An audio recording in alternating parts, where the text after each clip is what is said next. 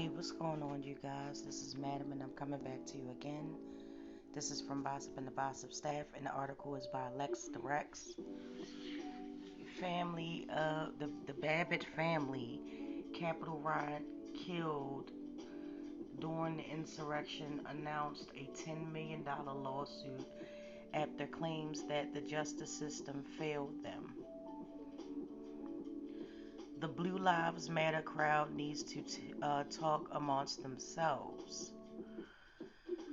2 weeks ago, the Justice Department declined to file federal charges against the officer responsible for the death of A. Babbitt during the January 6th insurrection at the U.S. Capitol. Newsweek now reports that her family plans to file a civil lawsuit against the Capitol Police Department and the officer responsible for at least $10 million. Terry Roberts, the attorney for the family, claims that Babbitt was guilty of more than a misdemeanor of trespassing when she was shot in the shoulder while breaking through a window to breach the speaker's lobby. Babbitt was a 14-year veteran of the Air Force who dedicated much of her now erased online presence to the far right conspiracy theories and undenying love for Trump. Brewing outrage about the police use of excessive force to end Babbitt's life rang hollow to many after weeks of victim blaming directed at children like Adam T.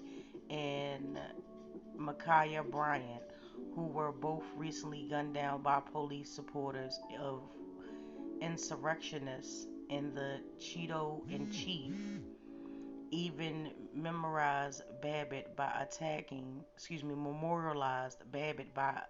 attempting to co-opt the Say Her Name movement, dedicated to often erased black women of police violence.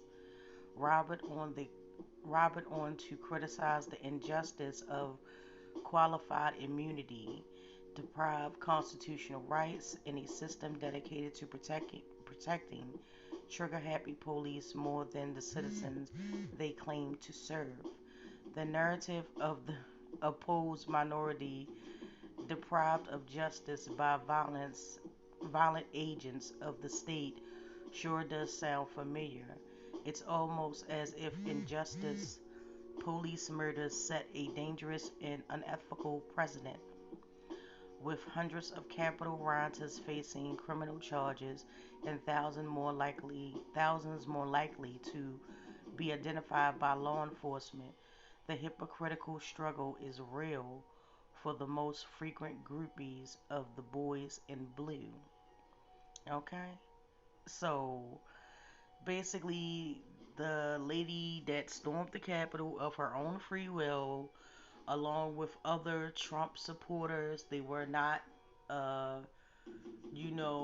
Black Lives Matter or Antifa. That is a lie that has been thrown out there to justify the fact that mega Trump supporters stormed the Capitol because 7 million plus more people voted for the now elected President Biden.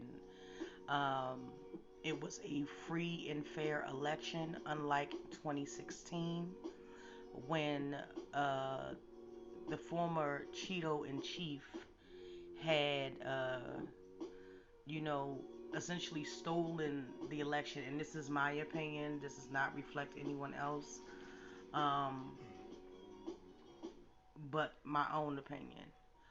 So, with that being said, I just think it's hypocritical for her. If they really cared about their loved one, they would have urged them not to go to the Capitol during the insurrection on January the 6th. And, abide by the law. If you protect and served, then you should know how this goes. It applies to everyone. And I think when Commander in Cheeto was in office, a lot of people that liked him and went for him seem to forgot that the law applies to them as well as everyone else. Um, so I'm just going to put this out here, and I will be updating this because this is an ongoing case. There are tons and tons, thousands and thousands of people that have not been identified yet, and we're going to see where this case goes in this lawsuit.